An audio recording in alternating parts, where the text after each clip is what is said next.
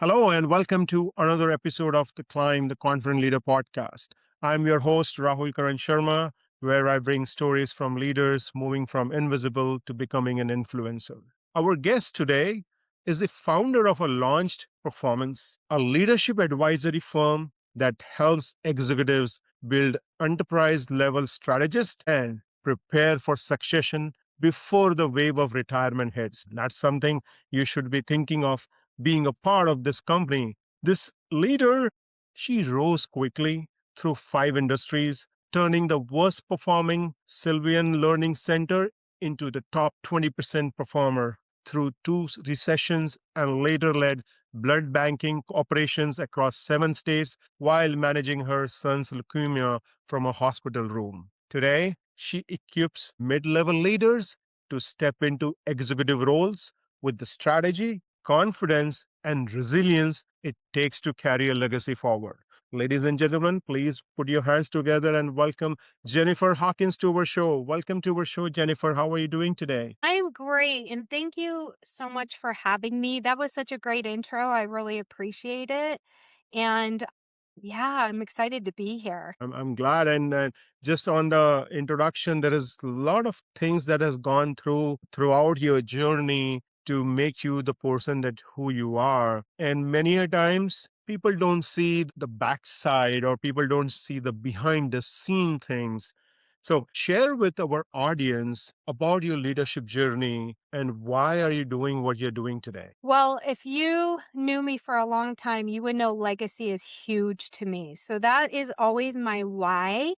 But I think you touched on it a bit. I started really young in leadership and I was so fortunate. I was in the insurance space at the Hartford Insurance Group and I really capitalized on the philosophy of be doing the job before you get it. And that really shined through. And the leadership in this old, stodgy, I mean, they're a wonderful organization, but insurance is old. It's been around a long time. Yep. And the Hartford is one of the first organizations. So at 25 years old, and women, especially, they weren't getting promoted into leadership, right? It was definitely new. And here I was able to get into a leadership role. And from there, I was recruited into another insurance company and then moved into the tutoring company that you discussed and went into business for myself.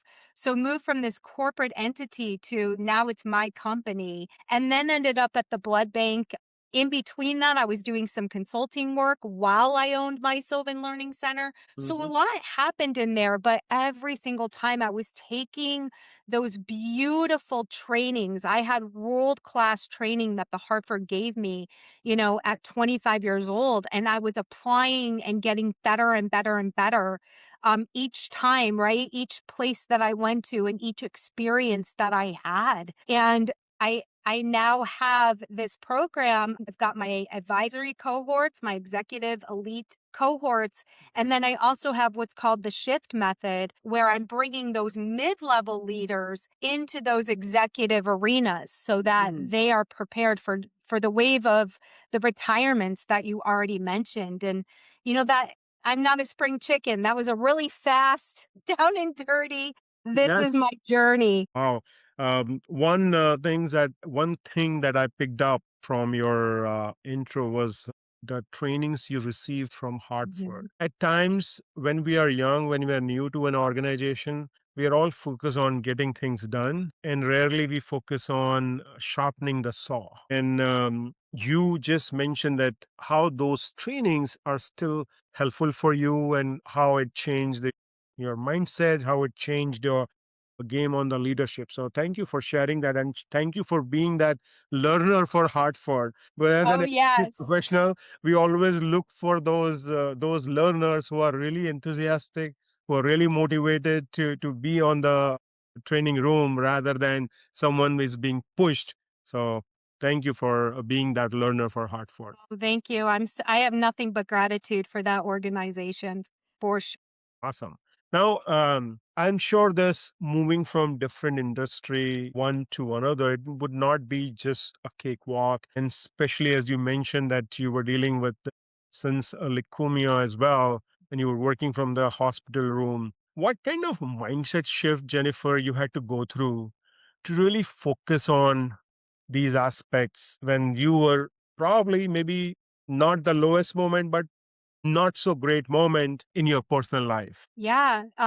So the crazy thing about that time, well, if I can back up for 1 second, luckily having gone through two major recessions when I owned my own company, I learned some real lessons. I had learned them in insurance, but not at the level you learn them going through recessions. And then going through your son's leukemia. And I learned to multiply leaders around me and then also lean into right teams and leaders and the people around me and my executive team as well. And so that was really a mindset, right? That you don't have to control everything and you're not the one with all the answers. Mhm. And you come to it with that curiosity, right? And building those leaders with the expectation that when you can't be in the room, they can carry the mission forward. They can carry on legacy, right? Because life happens. And I think, absolutely that my son's leukemia proved that life happens and you have to have people ready to run with, carrying on for the organization. And that was huge. Mm. So that was a mindset, right? That had to happen in order for us to continue to scale and have success. Now, one thing which I am taking away from just this response of yours is as a leader, we may not have all the answers and we may not have to do everything our own self. There Mm-mm. is a team, there are people around whose help we can take on a regular basis. And when I was doing my research about you, Jennifer, and your company, I learned that you start with this idea of breaking silos. Multiple times in your career, you have done it successfully, which I think at times it's very challenging for leaders today to break those silos. So, from your perspective, why this is a basic challenge or very common challenge in organization, and what does it take to lead across different functions, across different teams without formal authority? I think the reason why it's such a challenge is because organizations are really built around structures, not Mhm. people, right? And we're Mhm. people. So that's the reason for the challenge. And I'd love to give you an example Mhm. of when breaking down a silo was so incredibly important and how I went about doing that and how it was super successful. And so I'm going to take us to the blood bank. And so when I was the executive, keeping in mind, I stepped into that role at the very top of the pandemic. So what people don't realize is how scary, I'm just going to be frank, how scary it was during that time Mhm. because people were sick everywhere. They were no longer going to an office. They were no longer going to schools. They were no longer in large groups anywhere, which is the signature way you collect blood. You take Mhm. your blood mobiles to the big group and you draw blood. So here we had a challenge of where are we going to get blood? How are we going to make that happen? And then secondly, how are we going to distribute it? How are we going to get it manufactured? How are we going to draw it? Like I could go on all day long because we too had to keep our staff safe because when they were getting together, they would have COVID. So I didn't have donors. I didn't have staff. It was crazy, right? And so a key way that we had to get through that pandemic and still thrive and be successful and meet patient need was to get together. Right? Here we were. Nobody had all the answers. And the reason why I'm using this example is because no one had experienced in our lifetime a pandemic, right? Like Mhm. this. Mhm. And so this is a great example of nobody's coming into the conversation with the answers. And so every department had to bring their subject matter expert or department head, whoever fit that role and come to the table in a meeting every single week. And I have to tell you, at the height of the pandemic, it was daily. But then we kind of petered out. Eventually, we kind of got our feet under us and it was weekly. But fleet, facilities, phlebotomists, manufacturing, I mean, I could go on all day. Everybody had to come to the table, and we had to foreshadow obstacles and understand how we were going to get the donors, get to them, make sure we were collecting, and then distribute it across the country. By the way, if you remember, distribution was no picnic either. Remember all the Yeah. supply chain issues we were having, Mhm. right?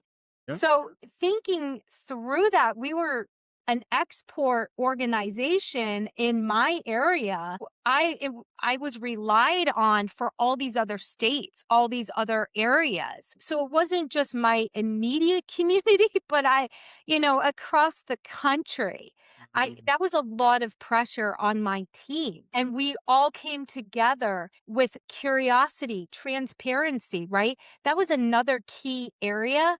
If Mhm. you weren't coming to the table with transparency of being honest with, these are the issues I'm having in my department, right? You had to let down all of your ego and say, this is happening in my area, because we all had to be aware of it so we could figure out how to overcome obstacles. And so, in my mind, that's a great illustration of how you break silos. You're Mhm. building subject matter experts, turning them into leaders, bringing them all to the table collectively. And everyone's learning those key signature leadership traits of come with curiosity. You don't have all the answers. Learn how to collaborate, lean in, find out about other departments, have transparency, right? All of those different pieces Mhm. that make for the ripe arena for scaling an organization and growing leaders. And so that's one of my best illustrations for No. people of Mhm. how you can tackle that in your organization. Wow, that's truly well said and well demonstrated because at times people may make people curious, they may be transparent, but they may not be giving them empowerment. So sometimes when you don't empower your people, even if you give them everything, but you don't allow them to take action, it will be of no good. So, as you mentioned, Jennifer, how you really made sure that everyone is coming together, how you share your challenges with them, because you are really sharing what you have said just in your introduction that we may not have all the answers, but our people may have the answer. So thank you for bringing that clarity. And I also noticed that you talk a whole lot about leading up, across, and out. So can you break down what those directions mean in real world leadership context? Yeah. So in my mind, leading up is really about building partnership and really that collaboration with your executives, right? Above you. And something that was a signature for me that I talk a lot about is I really knew how to read the tea leaves. I could tell when, I could see and have a vision for things that were coming down the pipe, whether that was a pattern disruption or change, whether it was the nuances of the energy and the way people spoke, right? How they changed in their pattern, whatever the case may be, I could see and read the room with the data that we were getting, right? All of that and compile that. And I have to tell you that my CEO would, when I first even started at the blood bank and I had two levels ahead of me, he was in my office all the time because I could read the tea leaves and I kept confidences, right? So he knew he could rely on me to help him see those tea leaves and come up with ideas and plans for how we could pivot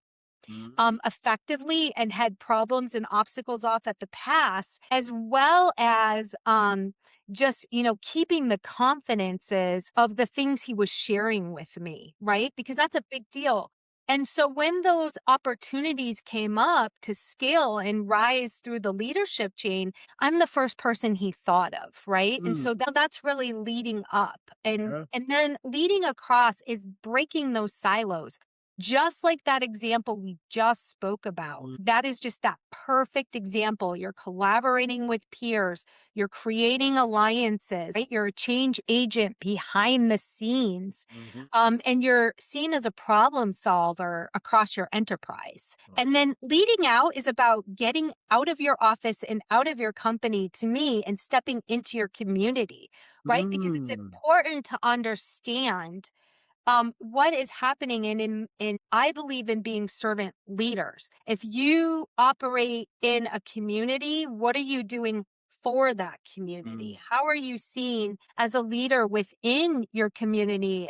You become the face of your organization. And if you want to be seen as somewhere that people want to work, how are they going to know that if you're not out and about making a difference in your community? So that to me is bringing people along. And when I was an executive, and even prior to that, we always had those opportunities where we were volunteering together. So even as we traveled across our 7 states that we were accountable for in our region, whenever the executive team traveled, whatever community we went to, we would do a volunteer activity within that community.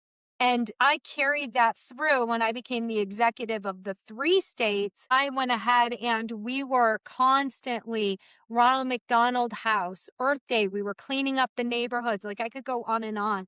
And that is leading out. And I think when you do all three of those consistently, you don't just perform your job, right? But you become at the enterprise level. You become that executive, that person that is just doing so much good in a well-rounded area. And for me, I believe that that was a real core piece of how at 25 I was recognized and put into that leadership role, and that continued to serve me in my career. Awesome. I think it's another golden nugget dropped in by you. So, aspiring leaders, aspiring managers, if you are listening to our podcast, focus on these three aspects. Leading up, which is partnering with your leaders. Leading across is making those peers, your friends, your colleagues, and involve them in the decision making. Involve them in the things that you are doing, and most importantly,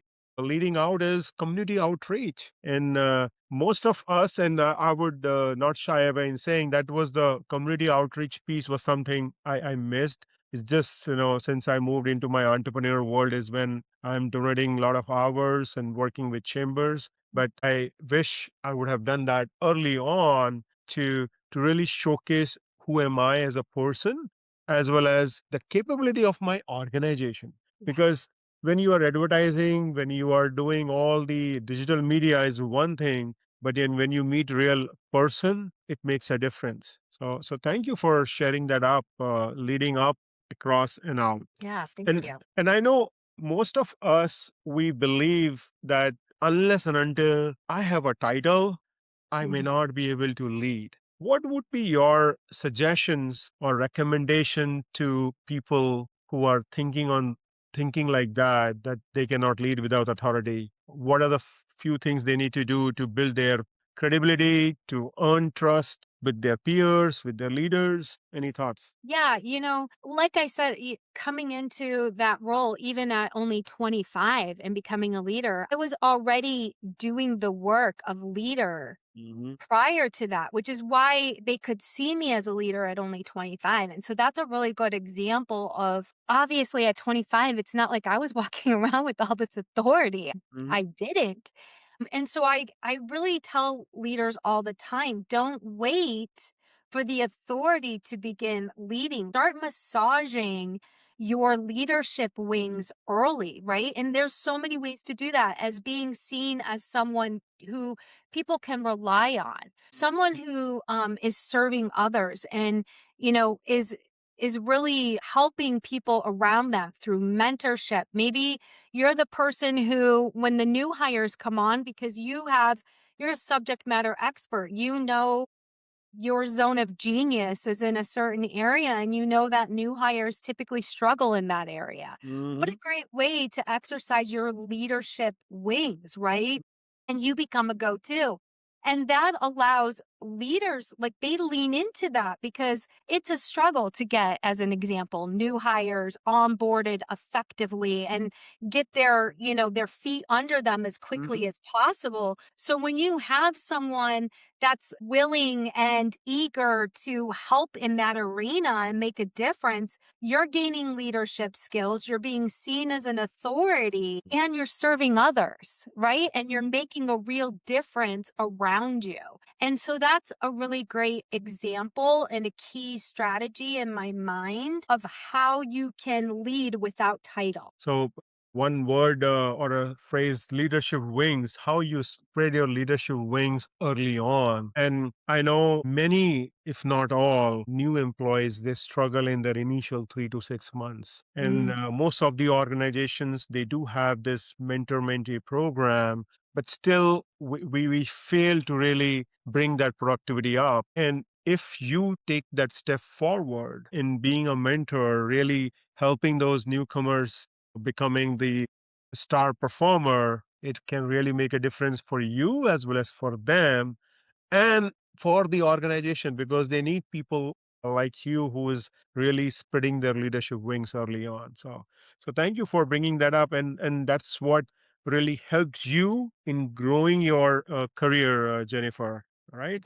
Definitely. Yeah. It was a huge piece to my scaling through, Nice. the ladder. Yeah. Now, let's talk about things that you are currently doing. So, how this cohort that you are working will help leaders navigate their day to day challenges. Tell us more about it. What inspired you to do what you're doing? And who are the ideal candidate to be part of this executive advisory cohort? Yeah. So when I left the blood bank and as I was figuring out how I was going to serve and where I was going to take my talents in my own organization again and become an entrepreneur again, I was meeting with a lot of elite executives, right? Picking their brain because as an executive in my community was in a lot of different organizations with so many of them, right? Whether it was my nonprofit work or executive organizations I belonged to, I had a lot, hospital execs, all kinds of different people. And so I was meeting with all of them, really picking their brain. What are you seeing as obstacles? Where are you concerned? What keeps you up at night, right? All of these different things. And it over and over and over again came up and reared its ugly head that these executives feel that they are expected A, to know everything, right? And B, they're not able or confident to have these conversations and say, hey, this is what I'm seeing, or I'm not seeing it. I feel like things happen to us rather than me reading the tea leaves, understanding the pivots ahead, that sort of thing. There was no place for them to go. Like they needed that confidentiality.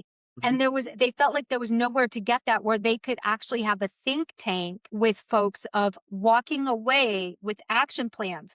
So a lot of the organizations they felt like were either networking or they were conversational, but there wasn't like a way to take like a leave with a direct action plan that they could then go apply. And so that's where the beauty of the cohort began. And it's really that specifically is for elite executives in these organizations to come together. And so we have that proof of concept. We've been doing that. So they're 90-minute sessions every month, cohorts of 10 is it's 8 to 10, but I like to be at that 10 group. And each month we have what is the problem we are solving today in this 90 minutes. And everyone then leaves with that specific action plan. Right. So it's not just conversation. It's not just networking. You have proximity to elite execs and to myself where you're coming up with common themes, which by the way, no matter the industry, there are common themes of what execs are dealing with and trying to prepare for in tomorrow's changes that we're looking at. And then from there, I also have my shift method where I'm working with the mid-level leaders a lot of the, as you can imagine, the executives are bringing me on to train and develop their mid-level leaders in all of these leadership tactics and strategies and things that we've been talking about today. So that's called the shift method. And so I really work with them, build your team, build your leaders, and scale your organization with everything that I have had, with this world, renowned expertise and coaches and that sort of thing that started when I was only 25 and that I've perfected over time. And so that's what makes up launched performance. And you can get more of that info at launchperformance.com, but that's a big piece of really where my focus is right now. So, leaders, if you are having a challenge where you are not getting the support from your peers or your leadership for whatever reason, and if you want to get more help with like minded people, this cohort could be for you. And for those aspiring leaders, this shift method that Jennifer is talking about, how you shift from where you are to where you want to be, could be a good segue for you. So, thank you for sharing that information. But if someone listening to us, Jennifer, and if they are really excited and eager that, man, I need to work with Jennifer, I need to be part of this cohort. What's the process looks like? Yeah. So you can either fill out my connection, email and name through the website, launchperformance.com, or, I love sending people to my LinkedIn. I'm very active on LinkedIn. And there's a lot of gold nuggets of content I'm putting out every single week. And I'm really active in my direct messages. So, my handle is just Jennifer Hawkins. So you can find me on LinkedIn and I'd love to connect with you. That would be great. So don't take too much of time in thinking whether to do or not to do. Just be proactive, take action, because the time is limited and the seats are limited. It's just around 10 people that she will be taking on this next cohort. So take the advantage of learning from the expert who has done it all, who has broken the silos, who has taught people to lead without authority, and really could be a game changer for your organization. Now, before we move on to our fun rapid fire segment, I wanted to take your inputs as an expert in this field on our framework that we have created, Jennifer, the Climb framework, where we help organization in their transformation phase. We talk about that every leader or most of the leaders, they move into different stages. They start with being invisible. From invisible, they move to becoming a potential achiever and then influencer. And each of these stages, this will change depending on uh, where they are in their career. It's not that once you become an influencer, you will remain influencer. You change an organization, you change your territory, you change your team or company, you gain back to that invisible stage. So, from your perspective, do you see that today's leaders you can categorize in these stages? Yeah, for me, when you move from organization to organization, right? And here I am 5 times, right? Across different organizations and then scaling. And it's different every time I move to a different organization, every time I move to a different department. And the one thing for me that was like a common theme, and I think when you talk about your framework, you've discussed confidence, strengths, purpose, right? Impact and legacy. And for me, all of that matters, right? All of it. My favorite one of that is legacy. I am all about building legacy. I want to know that I'm multiplying leaders who are then going to take all of that knowledge and all of those learnings. They're going to be scaling up the ladder, moving into different departments. They're going to move into different companies and different industries altogether, maybe different communities, right? We're a mobile group of people these days. And with that, are you taking this legacy concept, multiplying leaders around you as well, that we just keep those ripples going of these excellent leadership, skills and attributes. And so for me, when I think about that, that drives me, that idea, Mhm. because that's what happened for me in my career, right? And I still honor the Hartford when I talk about them. I don't believe for 1 second that was for naught, even though I ended up in other places in my life and in my journey. they still benefit. I sing their praises everywhere I go, but they were also part of that journey. They all have that, man, we were part of that. That's pretty cool, right?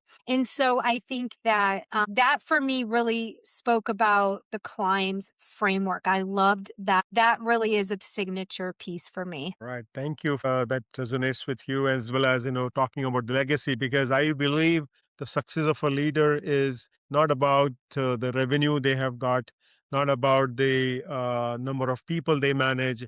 It's all about how many leaders they were able to create, how many leaders they were able to multiply within their organization. So thank Yeah. you for focusing on that legacy aspects, because that is very, very critical. Now we'll move to a rapid fire round, Jennifer, where I will ask 5 questions, and we would want you to share the responses as soon as you hear the questions. Yep. Ready? Yes. All right. The first one, quotation you live by. Action and action now. Every time I say that, it makes me so I'm just, but I'm a doer, I'm a driver, and I lead into my teams to accomplish that. What's one daily routine you never skip, no matter how hectic your day is? So I am up at 5 a.m. I'm one of those pretty regimented kind of people. So in the morning, I get my head kind of put together around, and I know the night before what my schedule is and all the different things, but in the morning, it's really important to me to kind of reflect on, if I'm in a department, for example, what am I going to speak about in my huddle today? What are the most pressing issues that I'm going to call about the team? So I have those moments where I'm kind of thinking through the day. I'm preparing for that as I exercise, and so this is tried and true for me. I need to exercise. I need to think through and prepare for the day. Not that I come at it with all the answers or exactly what it'll look like or it's set in concrete, but just like that kind of that framework of what is priority today? What am I walking into today? What do I need to think through? Very well said. What's one leadership skill you wish someone had taught you earlier? I explained that I had this world-renowned training at only 25.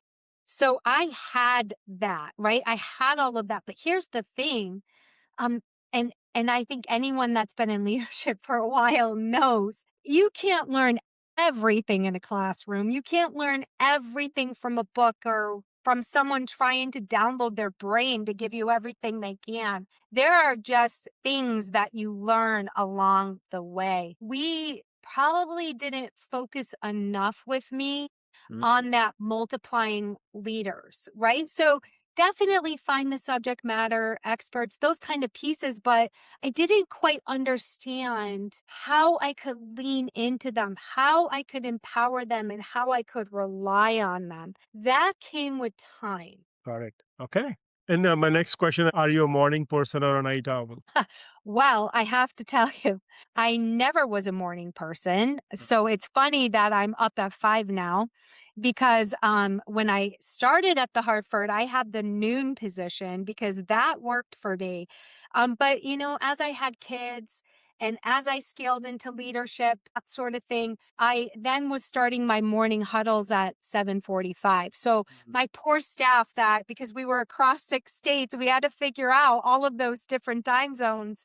And so our West Coast team had to start at 7:45. But I really learned along the way that for me, having that morning ritual that I already described really set my days up for success. And so that was a huge shift for me, Mhm. that I moved from I'm a night owl by nature, but I need to become a morning person Okay. so I can set this up.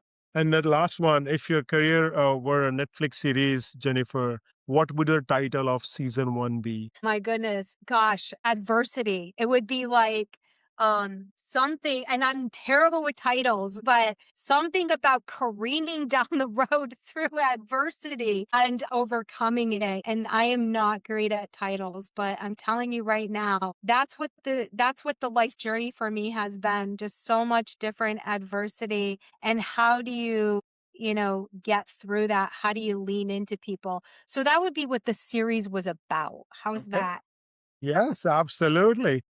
Well, thank you for sharing your wisdom and then sharing the responses of our rapid fire round. This is the time where I share my learnings from the show. And listeners or people watching on YouTube, now is the time for you to mention your learnings as well. So many golden nuggets were dropped in by Jennifer throughout the episode. I will share three to four. The first one was be a person who does the job before you get it. That's where you develop your leadership skill. Another learning was as a leader, you don't need to have all the answers. You don't need to do everything by yourself. You have people around you, you have people working in your team and outside your team to get their support. So focus on that aspects on and piggybacking on that, as Jennifer mentioned, was how you navigate up, how you navigate across, and how you navigate out for your relationship. Breaking or building a partnership with your seniors, building partnership and camaraderie with your peers, and finally, community outreach. Get to know people outside your organization, get to know what's working, what's not working, and show that you do really care for them. That was something that I learned. There was one more thing was massaging your leadership skills early on. Expand your leadership wings as and when you get opportunities. Jennifer spoke about being a mentor. Something that comes to my mind is being a part of the club or any chapter within the organization that allow you to work cross team, cross department. That is also one of the great thing for build your own brand, to build your own credibility across the company. So that's it from me now.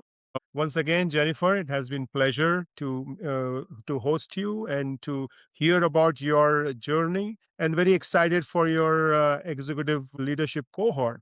I'm sure there would be many listeners who will be waiting to work with you. So thank you. Thank you. I had a blast and thank you so much.